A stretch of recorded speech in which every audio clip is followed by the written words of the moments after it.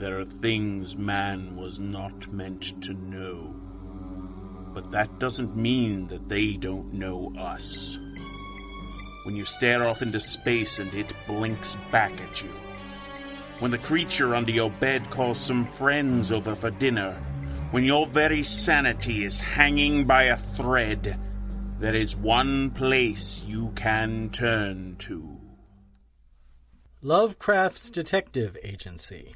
Yes, that is correct. And what exactly was stolen from your agency? I really couldn't say. Sir? I'm not being coy, officer. I really couldn't say.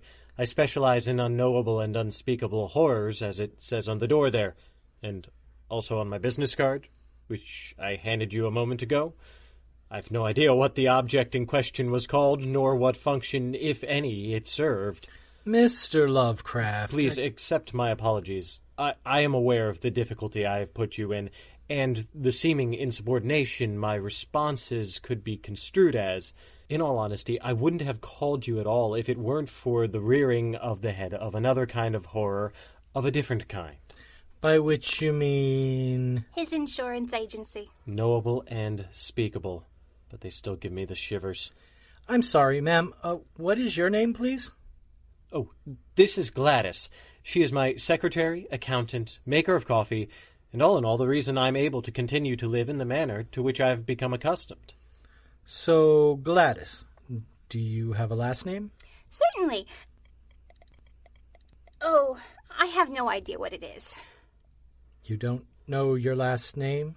I developed a severe case of amnesia and never quite remembered my last name. What is the name listed on your driver's license? Don't have one, I'm afraid.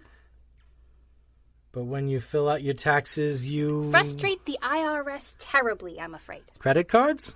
I use the agencies. You know what? You don't care about any of this. I really don't care about any of this. At all. What I do care about is how I'm supposed to fill out a report here. Mr. Mordecai Lovecraft is missing something.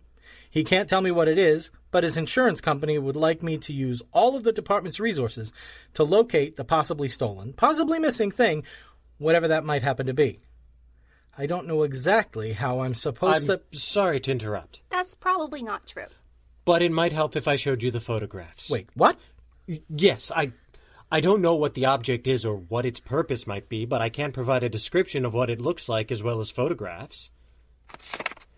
As you can see, it's roughly quadrilateral, about 10 inches by 4 inches or so. It's some alloy of copper, I believe, though that's largely conjecture. And these markings? It would be in your best interest not to pay much attention to the markings. Why? What would happen? No idea. Then why? Look at the business card again. That's... Okay. I get that this thing doesn't have a name, but really, you don't have something that you call it? That thing. Number 63. Or sometimes that thing we found in Idaho. I'm going to leave now. Do you have all you need for your report? I probably do not. I am, however, going to leave now before I am driven by my frustration to perform an unknowable and unspeakable horror. Though I would probably be safe to do so, given that I would be offing the one person who might catch me. If I need more information to complete my investigation, I will call you. I have a sense that all the investigation which is going to happen has already happened from that quarter. Imagine that. Good morning. Agent Worthington, I'm glad you're here. Did you want to check the time? I apologize, Janet, but if you're not on the clock right now, I need to put you back there. I'm guessing you're serious, since if there's an innuendo there, I can't quite find it. Rest assured that if I mean for there to be an innuendo, there will be no doubt in your mind. Does this have to do with the police officer I passed in the hallway? Actually, it's the other way around. The officer has to do with this. With what? With this. An empty manila envelope. A sealed empty manila envelope. All right, I'm not surprised that I'm not getting any of this. Why on earth are you two? The point is not so much that there's an envelope, but that it's empty. And? It wasn't empty before. Oh, so someone opened the envelope and took what was in it. You're half right. The envelope was never opened. They took what was in the envelope, but never opened it. You're up to speed now. How on earth do you know that the envelope was never opened? Do you believe in mystic wards, runic seals? Pretend that I don't. The envelope is still glued shut. Are you familiar with a little thing called Occam's razor? Because I'm not sure you are. There are a number of more likely scenarios than the one you proposed for the disappearance of this item and the existence of a sealed but apparently empty envelope. Given what I do, I find that Occam's razor applies so rarely that the concept itself seems to disprove itself. The simplest explanation is almost never the case for me, and trying to make that simple explanation fit the situation takes so much effort that it ceases to be the simplest explanation. So something as simple as clerical error never entered into consideration. Name a date in the past 7 years. It may be instructive. Fine. August 13th, 2012. We found this green thing we call a rock on the side of a cliff in the Swiss Alps. Touching that would not be advisable. Gladys, I appreciate your pride in your work ethic as always, but please do be careful. Agent Worthington very nearly entered another dimension a moment ago. Sorry. It's all right. It is? You would have survived. Just a bit of time travel and possibly a change to your hair. What sort of change? Think made of snakes. I think that perhaps a return to the original subject is called for. Made of snakes? I'm going to have to insist. Sealed envelope, missing artifact. We need to recover it. And if we don't? No idea. So how do we find it? No idea either.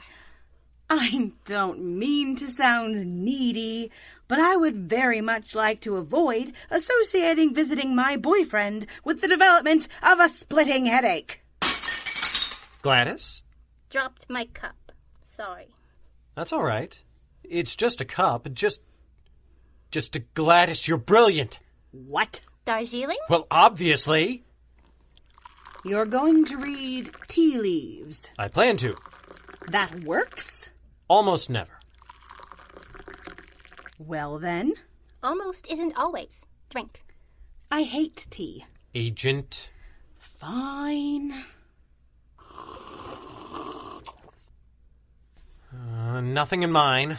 This one reminds me of that thing in Bali. That thing in Bali was a formless blob, as I recall. I think we can discount that.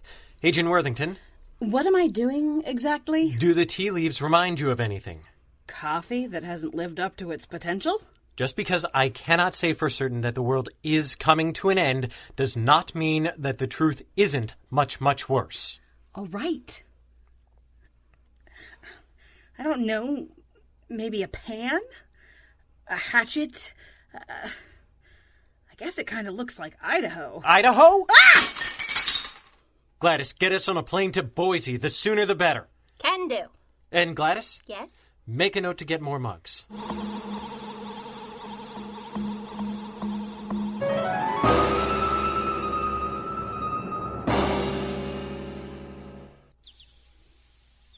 I believe this is the place. Yep, I remember that tree. Ah, yes, that is comforting. That hut is the place where we first found the artifact. How is that hut even standing? I can explain. Thank you, no. I would just as soon Agent Worthington retain the use of our understanding of geometry. Agent, do you happen to have a weapon on you? Yes, but... Look, we don't exactly have a warrant or even probable cause here. I cannot go in guns blazing. Who needs probable cause? We have tea leaves. Besides, if you shoot anyone, it's highly unlikely you'd be charged with murder. And you're basing that on... I rather doubt the corpses will be identifiable as human if they don't dissolve into an ichor within a few moments. Or your gun could fail to kill them entirely. Well, yes, there is that. Do you have something approaching a plan? Go in, throw this powder into the air, then, while they're paralyzed, we hit the artifact with this hammer until such time as the energy field building up inside there goes away. Energy field. She can't see auras, Morty. And the powder?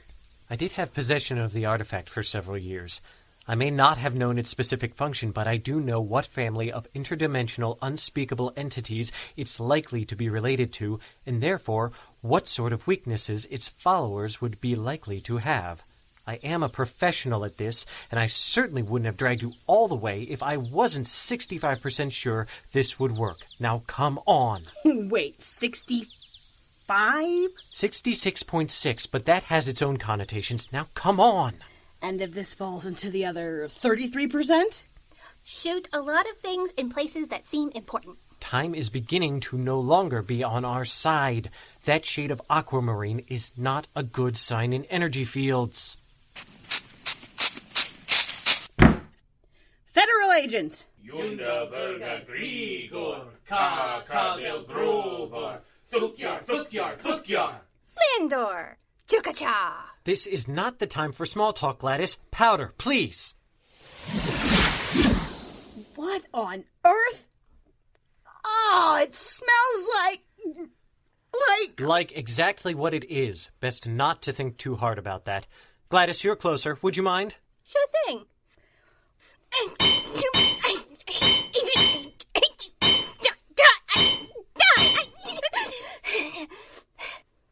Was that good? Gladys, my dear, is everything all right? You made me drink Darjeeling. I don't like Darjeeling. I'm going to work very hard to remember that.